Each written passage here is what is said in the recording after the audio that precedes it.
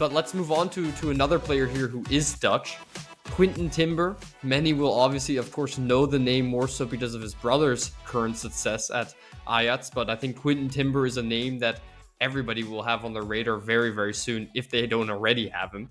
He's 23 years old. Interestingly, he was actually raised in the Feyenoord Academy, but left for Ajax in 2014, and then almost a decade later, he returned.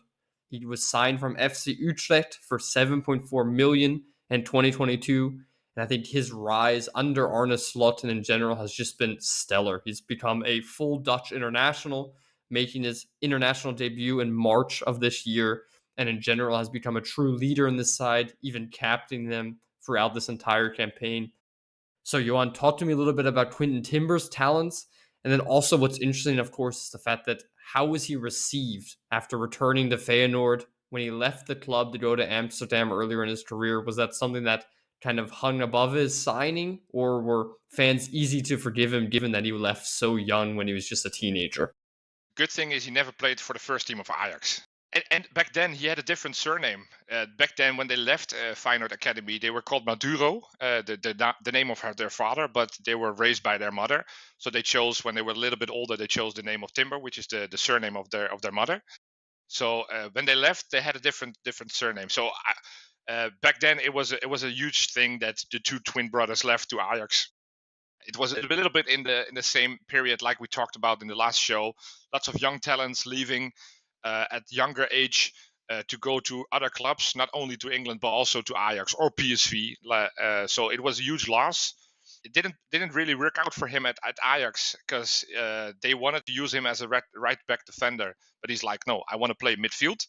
And then Utrecht said, okay, you can play on the midfield right over here. And he had only one season at Utrecht, and he played very, very well. So then Ajax, PSV, and Feyenoord all wanted him to sign him.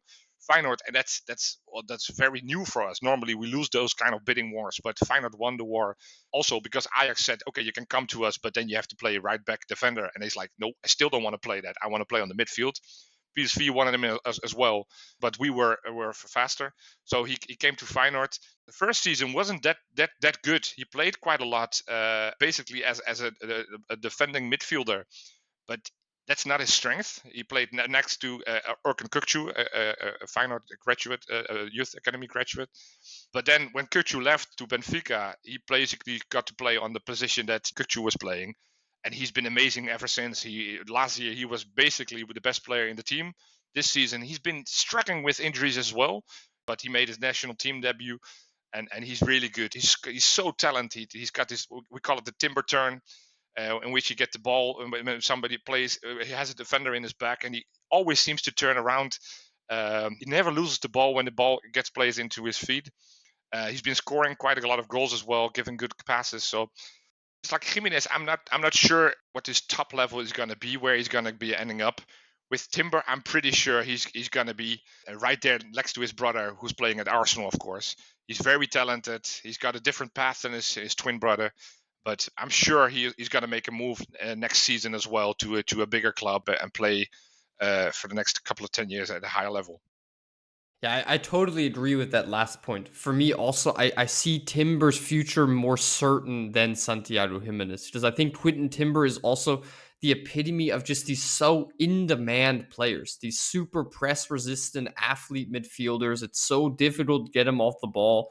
He's, like we say, a bots to bots worker with such good stature, such good physical qualities, but then he's clearly also raised in the Dutch football philosophy. So he's technically extremely strong, so well rounded.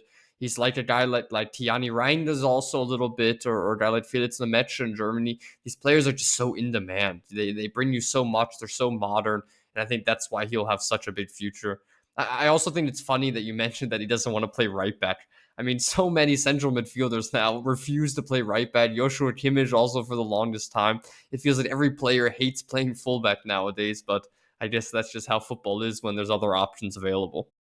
As we mentioned in our player roles episode, versatility can be a problem. And for Quinten Timber, it was a problem when he was at Ajax and they were throwing him almost everywhere in midfield, the right back.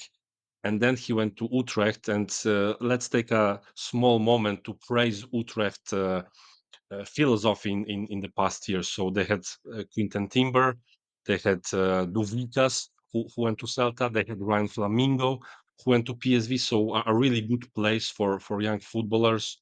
But it's true that he made the next step at Feyenoord, and surely one of the most interesting Eredivisie players right now, and surely a player that is monitored by top 5 league clubs.